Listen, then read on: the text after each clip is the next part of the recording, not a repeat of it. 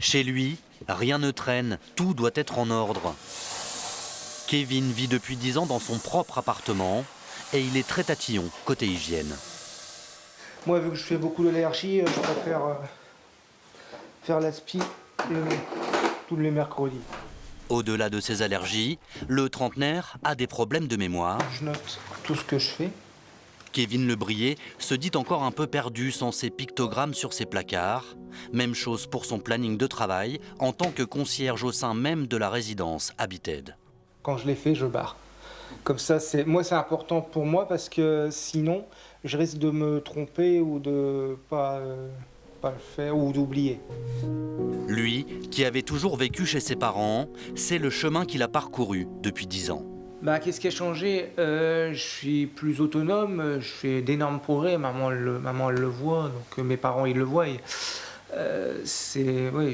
Avant, j'avais plus de difficultés à faire des choix. Là, je fais mes choix tout seul. La résidence Habited, ce sont 10 logements inclusifs pour jeunes adultes autistes. Nicolas y a emménagé en août dernier. Il en a encore, oui. Lui aussi vit seul, chez lui, régulièrement accompagné dans ses tâches quotidiennes.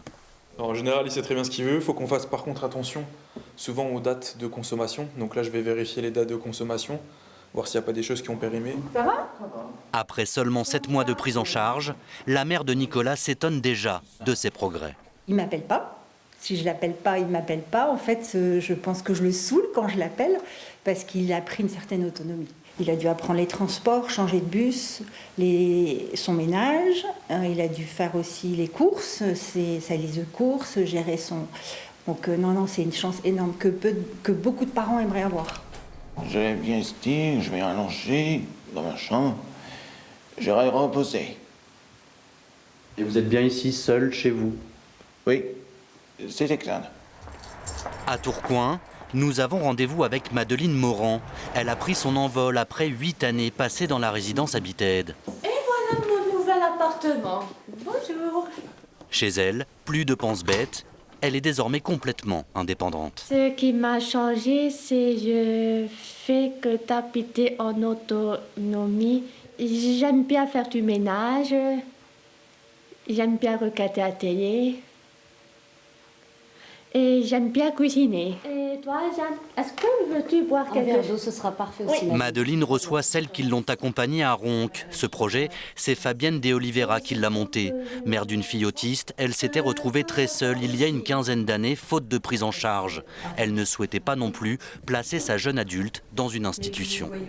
L'institution, c'est toujours très cadré et c'est pas ce qu'on veut pour nos enfants. On veut pas une place, on veut qu'ils vivent comme nous, on veut qu'ils vivent comme Madeleine au bout de 8 ans.